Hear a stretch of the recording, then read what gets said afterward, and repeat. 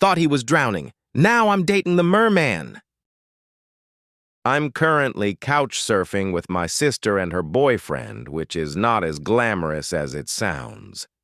I sleep on a second-hand sofa that probably has more history than the town museum, and every time I roll over, it makes a noise like a haunted accordion. But beggars can't be choosers, right? I'm working at a lakeside bar that her boyfriend manages, well, lake adjacent, if we're being technical. The kind of place with rusty ceiling fans, overpriced beer, and a view that almost makes up for the sticky floors. I'm slinging drinks and pocketing tips to save for college, so needless to say, I need this gig and the sofa. Now, the state I live in is open, and by that I mean COVID restrictions. What are those? Personally, I'm not thrilled. I still Purell like it's 2020 and instinctively side-eye anyone who coughs within a 3-block radius. But I also need the job, and I need the cheap rent, i.e. the free couch. So here I am, embracing whatever flavor of chaos the universe dishes out. To get a little space from my very cozy, very awkward living situation, I've started running by the lake in the mornings. It's partly for my mental health, partly to keep from going full feral. The lake, by the way, is chef's kiss amazing. Lake Jockasee in South Carolina. Think turquoise water, forest-lined edges, and morning fog so mystical it feels like you've stepped into a fantasy novel. Plus, it's got this super creepy cool thing going on. A flooded town lies beneath the surface, like actual rooftops and church steeples. Scuba divers love it. So there I am, jogging along the craggier, rockier side of the lake, earbuds in, trying to shake off my morning doom-scrolling habit. I'm about halfway through my loop when something catches my eye. A dark shape floating about 40 feet offshore. I slow to a jog, then a walk, then a dead stop. The figure bobs gently, unmoving. Face up, eyes closed, arms out. Dude looked dead. Capital D, like horror movie opening scene dead.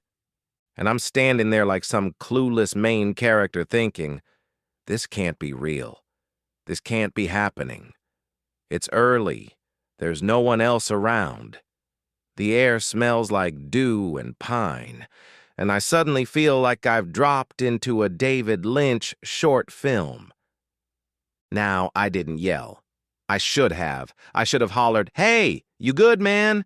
But instead, I instantly go full dramatic hero mode. I rip off my sneakers and toss them behind me. Shirt, gone. Shorts, off. There I am, in my undies and sports bra, channeling my inner action star. The trailer in my head has dramatic music, sun flares, slow-mo splashes, and a montage of me being heroic and humble. But then my feet hit the sharp rocks. And I mean sharp, like weaponized nature. I yelp, trip, contort like a slinky being stepped on, and do what can only be described as a side flop into the lake. Graceful, number effective, to be determined. Now I'm in the water swimming toward the floating corpse, except I'm wearing contacts and have my eyes squeezed shut like an idiot. But I push forward, channeling all my lifeguard instincts, which, spoiler alert, I don't actually have. I open my eyes once I'm close, fully expecting to either discover a bloated body or a traumatized soul. Instead, I see a man, very much alive, turning his head toward me with a look of absolute confusion. He removes his scuba regulator and says flatly, "Are you okay?" My brain blue screens, just full mental crash. I thought you needed saving, I stammer, treading water like a panicked poodle. You look dead. He blinks. I was meditating. Cue internal screaming. I turn around, desperate to flee, and that's when I hear it, a throat clearing from somewhere nearby. I spin around. Another man, also in scuba gear, emerges from the water like a low-budget Bond villain. I scream, loudly. Not a cute yelp, but a full-throated banshee screech. Apparently, I missed the memo that I had swum directly into the middle of a stealth diver training session. And then they laugh. Both of them. Followed by more laughter as additional heads pop out of the water around me like aquatic whack-a-moles. I'm surrounded. I've crashed what is now clearly a serious military exercise.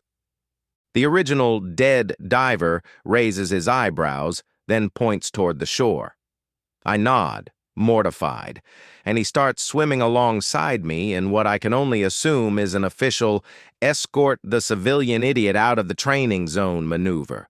As we swim back, I'm trying to breathe quietly, like I'm not absolutely dying inside. My heart's pounding, my muscles are jelly, and the lake feels 10 times longer than when I dove in.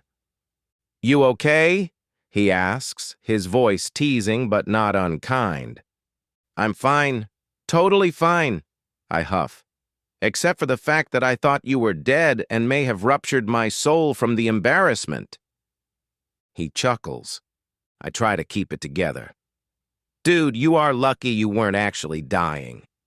It would have taken every ounce of strength I had to drag your sorry ass to shore." He smiles. "Would have been a good workout." Then he offers me a tow, like I'm a broken jet ski. "Hell no," I snap. "Even if I have to dog paddle all the way, I am not giving up what little dignity I have left." "Suit yourself," he says, mock serious, and swims beside me with exaggerated strokes. I try to act cool, throw my shoulders back, walk confidently up the beach like some kind of lake warrior in a Target sports bra and dragonfly undies that, from what I now know, look questionable from behind. We make it to the shore, and I awkwardly invite him and his stealthy water friends for overpriced beers at the bar where I work. "As a thank you," I say, "for not letting me drown in my own shame." To my surprise, he says yes. Later, while I'm getting ready for work, I pull out all the stops. I go full sundress, Jesus sandals, even try to tame my hair. It's 90 degrees with 100% humidity, so 5 minutes in, I look like I've been steam cooked. But I give it my best. At work, my sister's boyfriend has already spilled the entire story. The staff is dying. They start calling him Merman and Shadow Realm Prince. One guy printed out a picture of Poseidon and taped it to the bar fridge, but then hours pass. Dinner rush comes and goes, no Merman. I tell myself it's fine. I laugh with the staff. I serve drinks. I secretly die inside a little. And then he walks in. I'm in the middle of pouring a beer when I see him. Clean-shaven, in a soft t-shirt, smelling like soap and confidence. I immediately panic and run to the bathroom, where I write this update like a middle schooler with a crush. I rejoin him and he hugs me. I'm Southern. We hug. It's law. Also, he smells amazing, and his arms are annoyingly nice. He makes small talk. I try not to combust. My co-workers try to call him Merman to his face. He laughs it off. He's witty. He's smart. He gets the humor in the whole thing. And he teases me gently about the whole rescue attempt like someone who knows how to flirt without being a jerk. His friend flirts with one of my co-workers. A good sign, I think. We end up talking for hours. We talk about everything. He tells me about training, life goals, music, movies, weird childhood injuries. I tell him about school, my job, how I accidentally adopted a cat that won't leave my window. We laugh until our faces hurt. I feel a connection. Not like we're getting married kind of connection, but real. Like, you could be important to me kind of connection. That night, I sit with my phone in the dark and realize I've gone from thinking I was saving a dead guy to meeting someone who made me laugh harder than I have in months. I don't want to jinx it. I don't want Reddit to become our third wheel. But I will say this: he's still around. We've seen each other several times. He's thoughtful, driven, funny, and kind in a way that makes you want to be a little better just by being near him. I know this all started with a literal splash of humiliation, but sometimes the best stories begin when you think you're about to drown in embarrassment. So here's to Dragonfly Undies, Mystery Men, and unexpected meet-cutes at Cursed Lakes. And if you ever see a dead-looking guy floating in a lake, maybe just yell first.